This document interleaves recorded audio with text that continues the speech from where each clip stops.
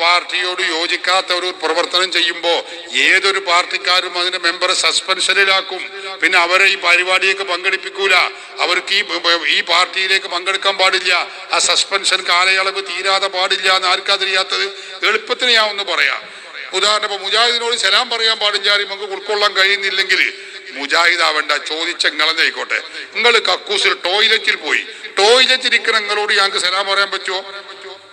പറ്റൂലല്ലോ. അപ്പൊ ഒരാൾ പറയാ, ടോയ്ലറ്റിൽ ഞാൻ പോയപ്പോ നിങ്ങൾ ഇസ്ലാം ഒന്ന് പുറത്താക്കി കാഫിറാക്കി എന്നുണ്ടോ? അതിന്റെ അർത്ഥം ഇല്ല. ഇപ്പൊ നിങ്ങളോട് സലാം പറയാൻ പറ്റാത്തൊരു പ്രവർത്തനവുമായിട്ടാണ് നിങ്ങൾ ഇപ്പൊ ടോയ്ലറ്റിൽ ബന്ധപ്പെട്ടുകൊണ്ടിരിക്കുന്നത്. അതുകൊണ്ട് നിങ്ങളോട് സലാം പറയാൻ പാടില്ല. അതിന് മുജാഹിദ് ആവേണ്ട, സുന്നി ആയാൽ തന്നെ സലാം പറയാൻ പാടില്ല. നിങ്ങൾ അതീതൊക്കെ നിങ്ങൾ ആ കർമ്മങ്ങളൊക്കെ കഴിഞ്ഞ് ക്ലിയറായി നിങ്ങൾ പുറത്തിറങ്ങി നോക്കി, നിങ്ങളോട് ഞങ്ങൾ പലിശ സഹിതം സലാം പറയും. എന്നാൽ അതുപോലെ തന്നെയാണ് അഹ്ലു സുന്നത്തി വൽ ജമാഅത്തിൽ നിന്ന് വ്യതിചലിച്ചു പോയ കക്ഷികൾ. അവരുടെ ആ വിശ്വാസ തകരാറുകളൊക്കെ തിരുത്തി അവർ ഈ പ്രസ്ഥാനത്തിലേക്ക് തിരിച്ചു വരട്ടെ.